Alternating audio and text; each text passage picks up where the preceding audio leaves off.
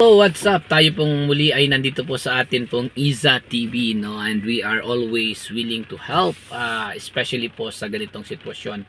Hindi man po tayo makapag-extend ng mga bagay na needs ninyo, but so far tayo po yung bigay sa inyo ng pag-asa. At patuloy po na sabihin po natin na mamotivate po tayo na harapin ang bukas na puno po ng kasiyahan. And ngayong araw po ay napaka-ulan ng araw na ito. Ako po sana ay nagpaplano na magbiyahe papunta ng Katbalogan, pero dahil maulan kailangan po nating dalahin ang ating anak sa eskwelahan. And yun po. Salamat sa Panginoon sa umagang ito. Dahil pong issue sa ating bansa, no? Sa politika at sa maraming bagay. But ganun pa man po, isang napakaganda po na maging laman ng ating isip at ng ating puso ay papaano po mabuhay na maging positibo. Hindi po natin tinotolerate yung mali, but atin po itong ipinagkakatiwala sa Panginoon, and kung may kakayanan po tayo na magkaroon ng boses para dito, bakit hindi? But sa ngayon po ay gusto ko pong tingnan ang nangyayari sa ating bansa na isa po na ang kailangan talaga po ay ang pagtitiwala sa Panginoon.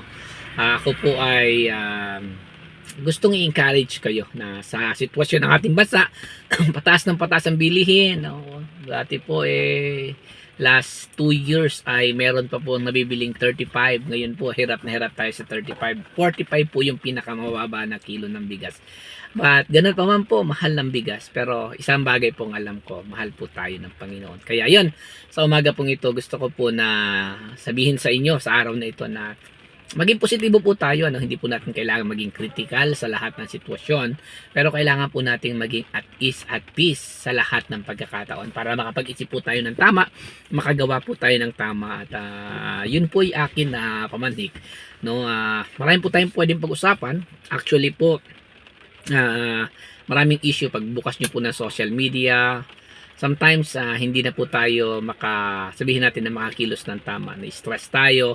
But ganun pa man po, kahit po tayo na-stress, piliin po natin na maging positibo, no? And yun po yung aking naadhikain na ito pong vlog ko or ito pong video na pinapanood ninyo ay ma-encourage kayo.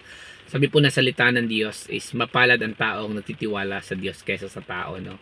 And let's ask wisdom, no? Ikaw, marahil magkaiba tayo ng pananaw sa buhay, but ano man yung pananaw na meron ka, na iniisip mo ay sa ikabubuti ng lahat at ng karamihan. Kaya samahan mo ako, no? Ito po yung ating short video. Aking panalangin na pagpalain ka ng Panginoon. Bye-bye! Magkita-kita po tayo sa darating na araw. Iza TV. Paki-like po and subscribe and click the notification bell para updated po kayo palagi. Salamat. Blessings.